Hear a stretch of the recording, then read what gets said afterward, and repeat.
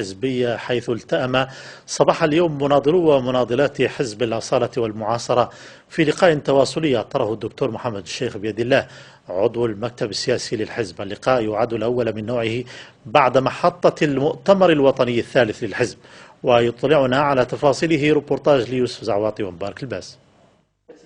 التقييم الموضوعي لخلاصات المؤتمر الوطني الثالث لحزب الأصالة والمعاصرة والآفاق التي أطلقتها الزيارة الملكية الميمونة للأقاليم الجنوبية، مواضيع على أجندة أشغال اللقاء التواصلي لمنتسبي ومناضلات الحزب محليا.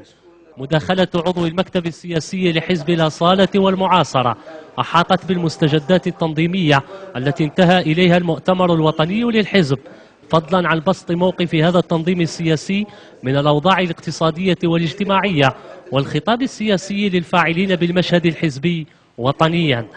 الزيارة الملكية الميمونة للأقاليم ديال العيون وديال الداخلة، والخير اللي غتفتح المستقبل وآفاق الأمل في المستقبل، وحجم الاستثمارات القوية اللي جعلت هذه المنطقة إن شاء الله قد يكون قطب تنموي، وسيلة وصل قوية مع عمق المغرب في إفريقيا.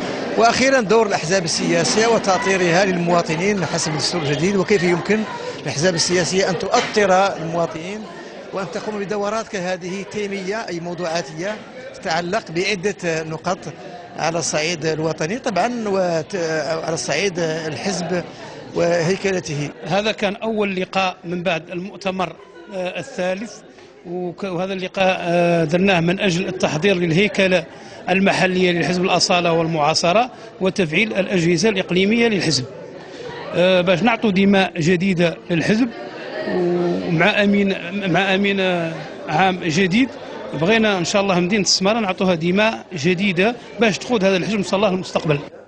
يأتي انعقاد هذا اللقاء التواصلي بعيد أشغال المؤتمر الوطني الثالث لحزب الأصالة والمعاصرة في محطة لتقاسم الخلاصات والنتائج من جهة، وموعد لتجديد الهياكل التنظيمية الإقليمية للحزب في أفق الاستحقاقات الانتخابية القادمة من جهة ثانية.